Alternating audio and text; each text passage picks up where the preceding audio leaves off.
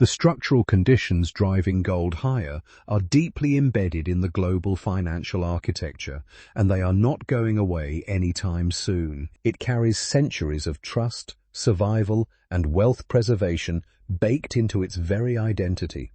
And right now, as we look ahead toward 2026, the conversation around gold is louder and more urgent than it has been in years. Investors, central banks, governments, and everyday savers are all asking the same question. Where is gold headed, and what does that mean for the financial decisions we make today? To answer that properly, we need to understand not just the price movements, but the deeper forces shaping the global economy that make gold such a critical asset to watch. The world in 2026 will not look like the world of 5 years ago. Inflation dynamics have shifted. Geopolitical tensions have intensified, central bank policies have evolved, and the trust in traditional financial systems has been tested in ways that have pushed more people toward hard assets. Gold sits at the center of all of this, quietly absorbing every shock, every uncertainty, and every wave of fear that ripples through global markets. When governments borrow and spend at this scale, the long-term purchasing power of fiat currencies comes into question, and gold historically steps in as the alternative store of value that cannot be printed or inflated away. Central banks around the world, led by the United States Federal Reserve, spent years hiking interest rates aggressively to bring inflation under control after the historic surge that followed the pandemic era. But the effects of those rate hikes are still reverberating through the system.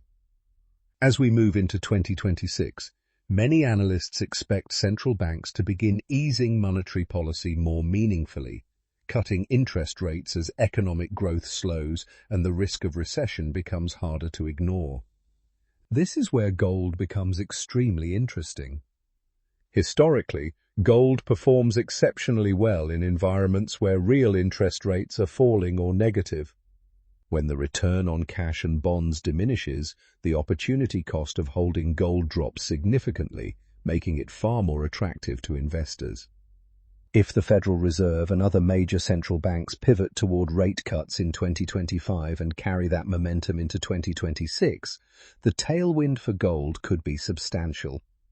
Beyond rate policy, the sheer volume of government debt across major economies is creating a structural argument for gold that transcends any single interest rate cycle. If inflation and monetary policy form the economic backbone of the gold story, geopolitics provides the emotional fuel. The world entering 2026 is navigating a complex web of conflicts, rivalries, and realignments that are fundamentally reshaping how nations think about financial security. The ongoing tensions between major world powers, including the United States, China, and Russia, have accelerated a trend known as de-dollarization, where countries are actively seeking to reduce their dependence on the US dollar in international trade and reserves. Gold is the primary beneficiary of this shift. Central banks across emerging markets, particularly in China, India, Russia, and the Middle East, have been purchasing gold at record levels over the past several years. This is not speculative buying. These are strategic decisions made at the highest levels of government to build reserves that are immune to sanctions, currency manipulation, or geopolitical pressure. The World Gold Council has reported that central bank gold purchases have reached levels not seen since the 1970s, and there is no indication that this trend will reverse heading into 2026. In fact, as global tensions remain elevated, and the multipolar world order continues to take shape, the demand from central banks alone could provide a powerful floor under gold prices. Add to this the persistent uncertainty in regions like Eastern Europe and the Middle East, and the safe haven appeal of gold becomes even more pronounced for individual investors seeking protection from unpredictable events. While demand for gold continues to grow from multiple directions, the supply side of the equation tells an equally compelling story. Gold mining is not a simple or scalable business. Finding new deposits of significant size has become increasingly difficult, and the cost of extracting gold from the earth has risen dramatically over the past decade.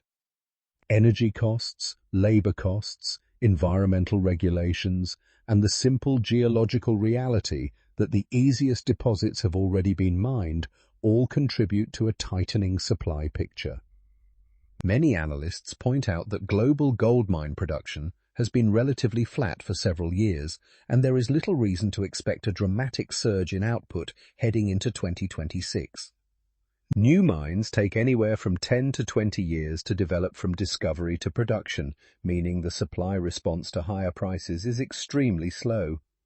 This creates an environment where even modest increases in demand can have an outsized impact on price. Recycled gold, which comes primarily from jewelry and electronics, provides some additional supply, but it is not sufficient to meaningfully offset the structural supply constraints in the mining sector.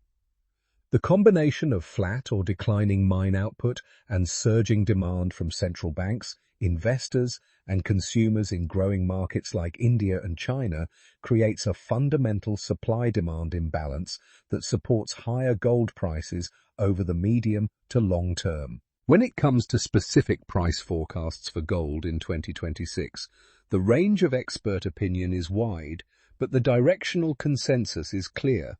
Most analysts and institutions are bullish. Gold crossed the $2,000 per ounce threshold in a meaningful and sustained way in recent years, and many forecasters believe that level now represents a floor rather than a ceiling. Several major financial institutions, including Goldman Sachs and JP Morgan, have published forecasts suggesting gold could reach anywhere between $2,800 and $3,500 per ounce by 2026, depending on how key variables play out. The most bullish scenarios involve a combination of aggressive Federal Reserve rate cuts, continued central bank buying, a weakening US dollar, and an escalation of geopolitical risks. In these scenarios, gold could potentially push even beyond $3,500 per ounce, which would represent a historic milestone and a powerful validation of the structural bull case. More conservative forecasts acknowledge that if inflation is fully tamed, interest rates remain elevated longer than expected, and geopolitical tensions ease, gold could consolidate in the $2,200 to $2,600 range. Even in this more cautious scenario, the downside appears limited given the strong fundamental support from central bank demand and supply constraints. The key takeaway from the forecasting community is that the risk-reward profile for gold heading into 2026 is highly favorable, with significantly more upside potential than downside risk. It is built on a convergence of monetary, geopolitical, and supply-side realities that point in one clear direction. Gold remains one of the most powerful and enduring assets in the world, and its best days may still be ahead. Whether you are managing a large portfolio or simply looking to protect your savings from the erosion of purchasing power, gold deserves serious consideration as part of a diversified strategy. Financial advisors have long recommended allocating somewhere between 5 and 15% of a portfolio to gold or gold-related assets, and the current environment makes a compelling case for being toward the higher end of that range. There are multiple ways to gain exposure to gold. Physical gold in the form of coins or bars offers the most direct ownership and eliminates counterparty risk, though it comes with storage and insurance considerations. Gold exchange-traded funds provide a convenient and liquid way to track the gold price without the logistical challenges of physical ownership. Gold mining stocks offer leveraged exposure to the gold price, meaning they can amplify gains when gold rises, though they also carry additional company-specific risks. Streaming and royalty companies represent another sophisticated option that provides exposure to gold production with a different risk profile than traditional miners. The most important thing for any investor to recognize is that gold is not simply a trade or a short-term bet.